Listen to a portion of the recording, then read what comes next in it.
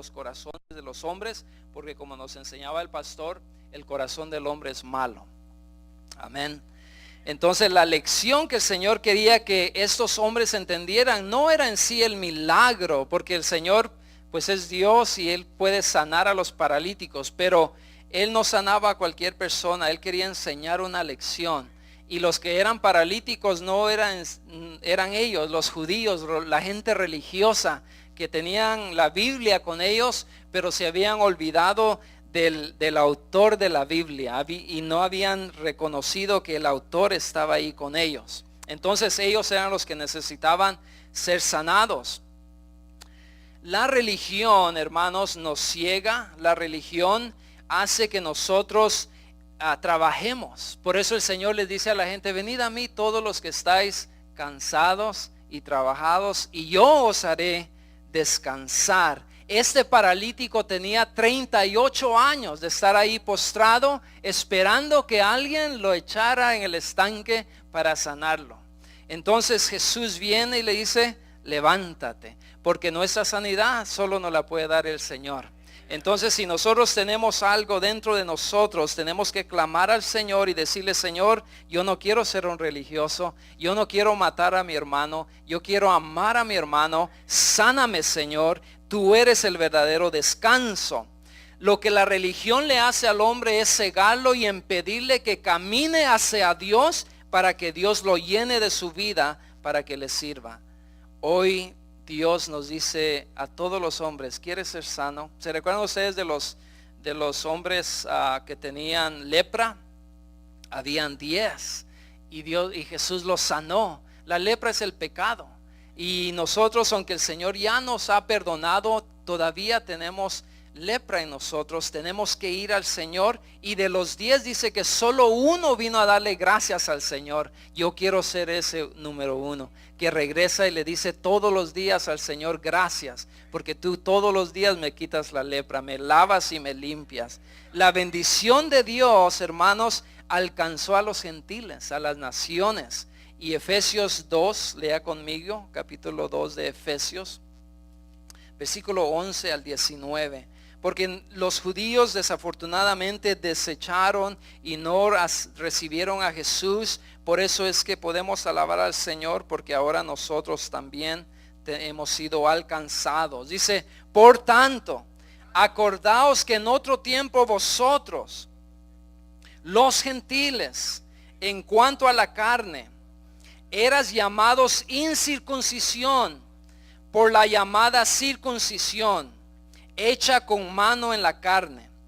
En aquel tiempo estabais sin Cristo, alejados de la ciudadanía de Israel y ajenos a los pactos de la promesa, sin esperanza y sin Dios en el mundo. Pero ahora, en Cristo Jesús, vosotros que en otro tiempo estabais lejos, habéis sido hechos cercanos por la sangre de Cristo. Porque Él es nuestra paz, que de ambos pueblos hizo uno, derribando la pared intermedia de separación, aboliendo en su carne las enemistades de la ley de los mandamientos expresados en ordenanzas, para crear en sí mismo de los dos un solo y nuevo hombre, haciendo la paz, y mediante la cruz reconciliar con Dios a ambos en un solo cuerpo, matando en ella las enemistades. Y vino y anunció las buenas nuevas y de paz a vosotros que estabais lejos y a los que estaban cerca. Versículo 18. Porque por medio de él los unos y los otros tenemos entrada por un mismo espíritu al Padre. Así que ya no sois extranjeros ni advenedizos, sino conciudadanos de los santos y miembros de la familia de Dios. Aleluya. No necesitas ser miembro de una congregación para ser miembro de la familia de Dios. Amén. Solo necesitas creer en el Señor Jesucristo, bautizarte, y eres automáticamente parte de la familia de Dios. Ahora, sigamos con la casa. Ya vimos que Dios desea vivir con el hombre. Dios desea vivir con el hombre, y como dice el pastor, el que es homeless es el Señor, no tiene casa. porque dice el trono, el cielo es mi trono. Entonces no podemos decir que el cielo es la casa de Dios, porque el anhelo de Dios es vivir con su hombre creado. Ahora, la revelación progresiva de la casa de Dios la podemos ver. Primero, Dios se revela como el que habitó en una zarza. Leamos Éxodo capítulo 3, versículo 4. Porque vimos ya que Jacob soñó y dice, esta es la casa de Dios. Entonces ahora veamos cómo se revela esta foto a través de toda la Biblia. En Éxodo capítulo 3, versículo 4. Gloria al Señor. Éxodo capítulo 3, 4 dice, viendo Jehová que él iba a ver, lo llamó Dios de en medio de la zarza y dijo, Moisés, Moisés. Y él respondió, heme aquí. Entonces lo primero que vemos es que Dios le habla a Moisés desde la zarza. Pero lea conmigo Deuteronomio capítulo 33, versículo 16, para que veamos que Dios no solamente habló desde la zarza, sino que también habitó en la zarza. Versículo 16, capítulo 33 dice así, y con las mejores dádivas de la tierra y su plenitud y la gracia del que habitó en la zarza. ¿Puede decir conmigo, habitó en la zarza?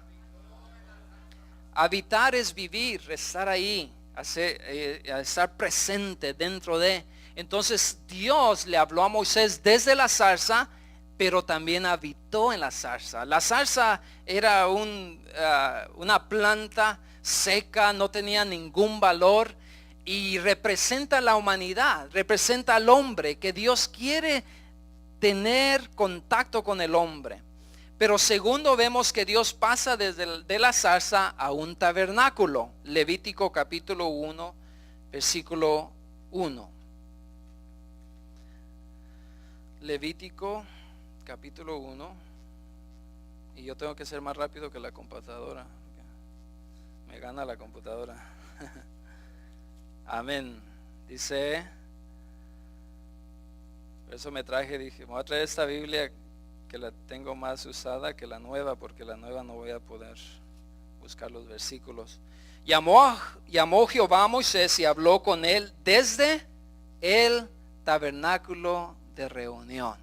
Número 3, Dios habitó en el templo de Salomón. Segundo de Crónicas capítulo 3, versículo 1.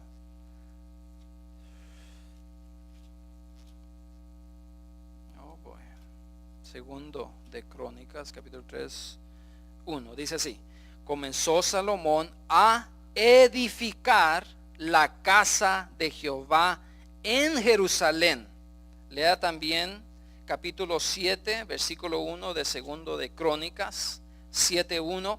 Cuando Salomón acabó de orar, descendió fuego de los cielos y consumió el holocausto y las víctimas, y la gloria de Jehová llenó la casa. Entonces tenemos la zarza, Dios habló a Moisés desde la zarza. Tenemos el tabernáculo, Dios le hablaba a los israelitas desde el tabernáculo. Y tenemos el templo de Salomón, que llenó la gloria, Dios mismo la llenó, y desde ahí hablaba. Dios llenó la casa que edificó Salomón con su gloria. Así que en el Antiguo Testamento se le llamó casa, lugar de habitación de Dios, a todo lugar en que su gloria estuvo presente. Estuvo en una zarza, estuvo en un tabernáculo peregrando por el desierto con los hijos de Israel, y estuvo en el templo asombroso de Salomón. Ahora los judíos le llaman casa de Dios al templo de Salomón, y también, como les mencioné, Jesús lo hizo, y lo podemos leer en Juan 2:16, 17 y 14:2. La única casa que los judíos conocían era el templo en Jerusalén. Ahora, como ya sabemos lo que es la casa de Dios en el Antiguo Testamento, ahora tenemos que aprender y estudiar qué es la casa de Dios en el Nuevo Testamento. El Antiguo Testamento es sombra del Nuevo Testamento. Entonces, todo lo que leemos en el Antiguo Testamento, todas esas historias, todas esas cositas que nos mencionan, simplemente son sombra, tipos, figuras y fotos que necesitan ser interpretadas usando el Nuevo Testamento. Porque recuerdan que Pablo, los apóstoles, Jesús, ellos no tenían el Antiguo Testamento. Para nosotros ahora es una herramienta para interpretar. Entonces, cuando hablamos de la casa de Dios, tenemos que llevar esa foto y ver qué es lo que nos enseña Jesús, qué es lo que nos enseña Pablo, qué nos enseña Juan, Pedro, y armar el rompecabezas, porque entonces vamos a tratar de vivir como antiguo testamentarios. Y por eso se llama antiguo, porque ya pasó, o sea que ya lo cambiaron. Hay un mejor testamento, amén. Hebreos capítulo 3. Hebreos capítulo 3. Veamos pues lo que es la casa de Dios en el Nuevo Testamento. 3:6 dice así: pero Cristo, como hijo sobre su casa, la cual casa somos nosotros. ¿Quién es la casa? ¿Quién es la casa? En el Antiguo Testamento era una zarza, era un tabernáculo, era un templo. En el Nuevo Testamento, en esta edad, en la edad de la gracia, tú y yo y todos los hermanos que han nacido de nuevo y han sido lavados con la sangre de Cristo, componen la casa de Dios. Amén. Porque Dios anhela vivir con el hombre. Dios siempre ha tenido un lugar en la tierra para habitar, pero ahora necesitamos entrar un poquito más y conocer a Cristo como la escalera. Y yo no sé si tú alguna vez habías conocido a Cristo como la escalera, pero hoy lo vas a conocer. En Juan capítulo 1, versículo 51 dice de aquí en adelante veréis el cielo abierto y a los ángeles de Dios que suben y descienden sobre el Hijo del Hombre. En Génesis 28 dice que Jacob soñó una escalera. Entonces vamos a unir esos dos versículos. En el sueño de Jacob hay una escalera y el Señor dice: de ahora en adelante veréis a los ángeles que suben, ¿verdad? Es una escalera, suben y bajan sobre el Hijo del Hombre. Noten que no dice sobre el Hijo de Dios, porque Jesús tiene muchos títulos y muchos nombres. Él se llama Hijo de Dios, Hijo de Hombre, la puerta, se llama la casa, el templo, pero uno de sus títulos es Hijo de Hombre. Entonces, yo quiero que veas que Jesús no es un puente. Jesús es una escalera. Y la escalera denota su humanidad. Su humanidad. Porque es Hijo de Hombre. Cuando hablamos del Hijo de Hombre, estamos hablando de la humanidad de Jesús. Cuando hablamos del Hijo de Dios, estamos hablando de la divinidad de Jesús. Él es Cristo, Él es Jesús, pero también es Jesucristo y es Cristo Jesús. Entonces Jesús denota su humanidad. Cristo denota su divinidad. Él es divino humano y es humano divino. Es 100% Dios y 100% humano. Entonces, la escalera que sueña Jacob en Génesis 28 es Cristo para unir la tierra con el cielo. La tierra con el cielo.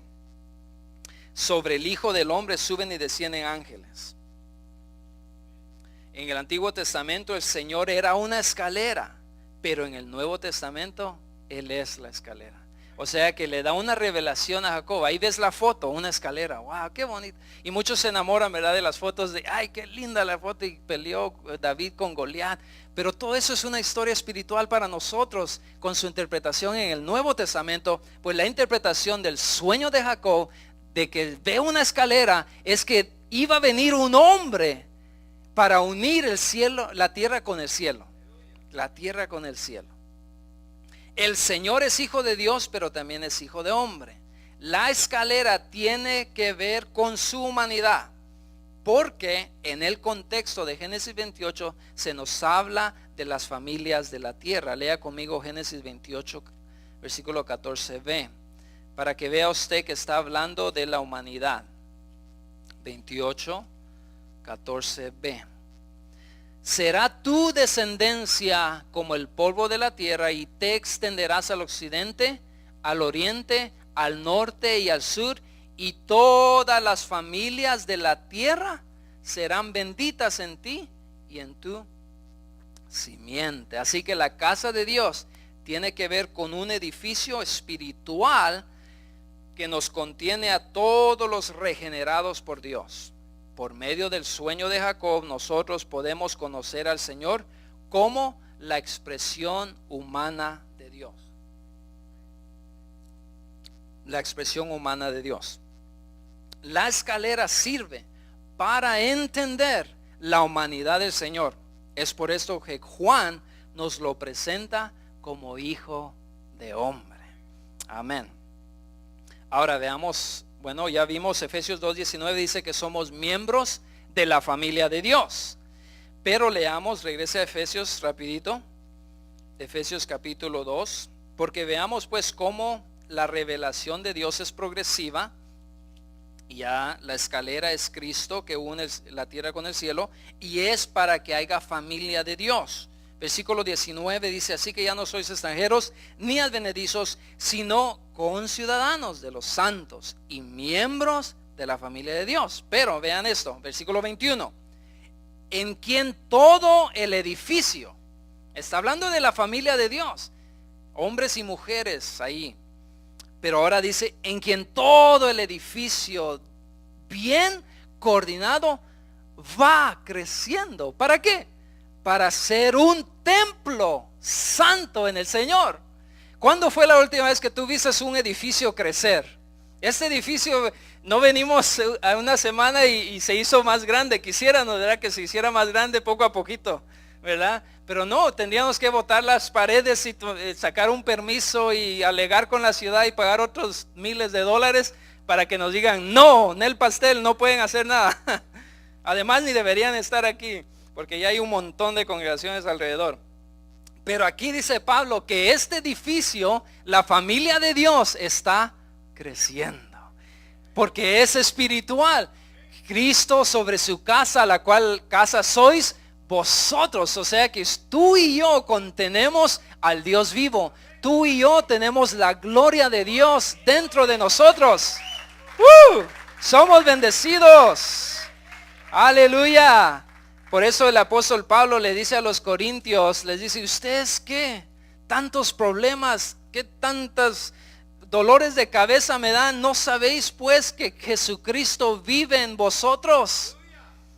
Entonces, cuando nosotros, hermanos, somos la morada de Dios, lea el versículo 22 del capítulo en Efesios. ¿Qué dice ahí? A ver quién me lo lee.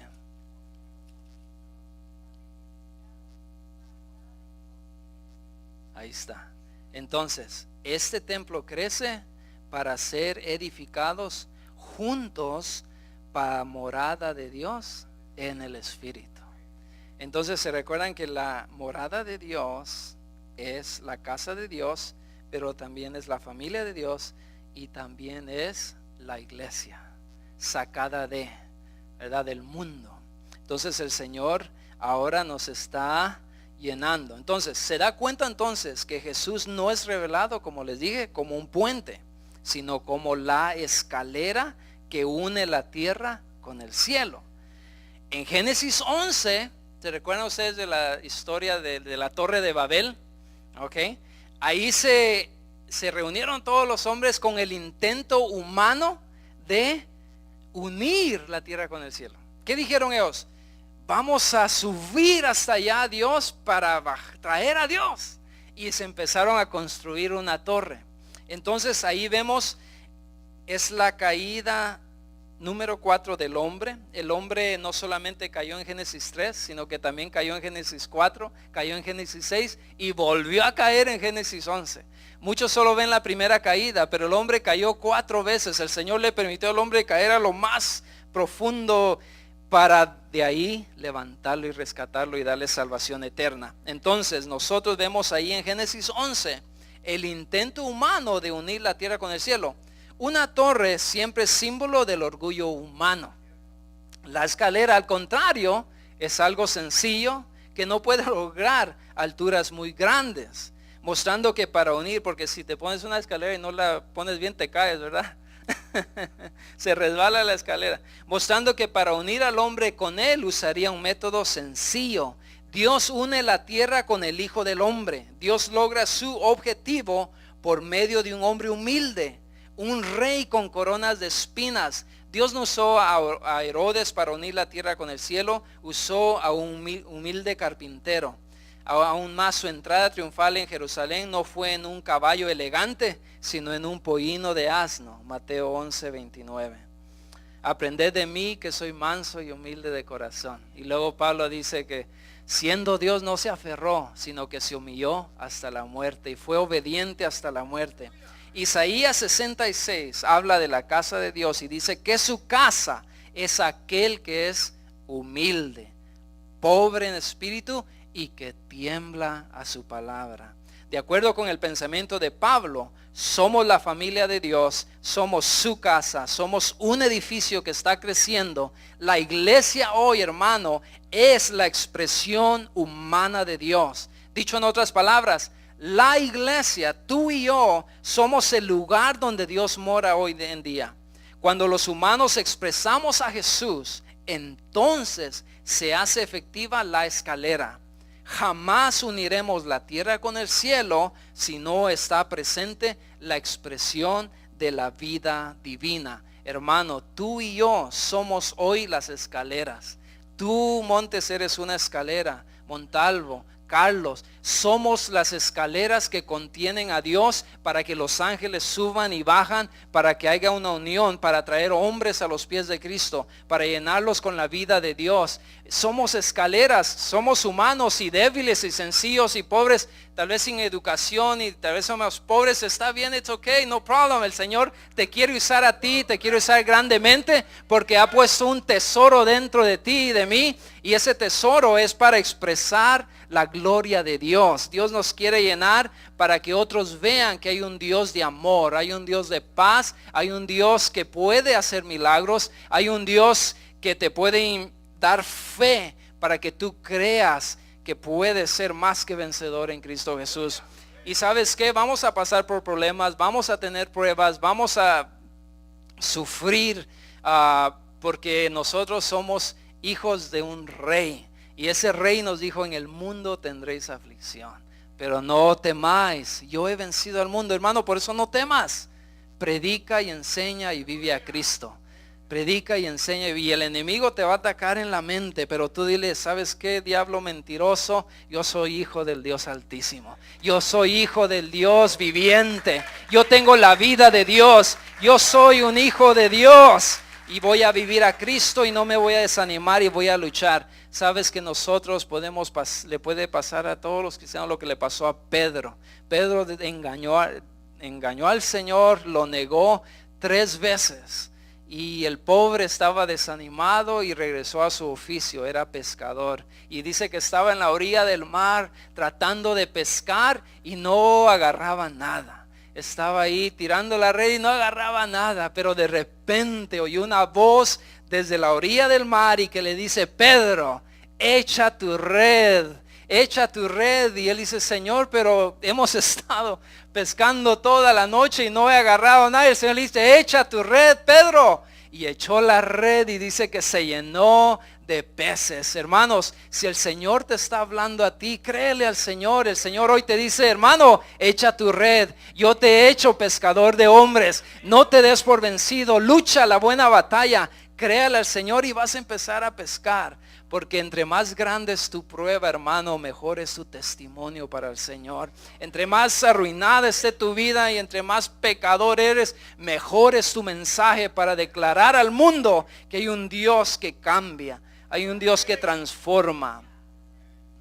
El sueño de Jacob siendo una realidad, al leer Génesis 28 y Juan 1:51 encontramos que ambos escritores se refieren a lo mismo. Así que Juan 1:51 es el cumplimiento de Génesis 28. Juan 1:51 es el cumplimiento de Génesis 28. Ahora, vayamos a Juan, porque Juan es precioso. Si tú le quieres dar a alguien nuevo una Biblia, diles que empiecen por San Juan, porque San Juan nos presenta a Dios, a Jesucristo como Dios. Muy bien, quiero que analicemos el capítulo 1, todavía nos queda buen tiempo, para que veamos cómo Dios produce su casa, cómo Dios, qué es lo que Dios hace para que la iglesia venga a existir.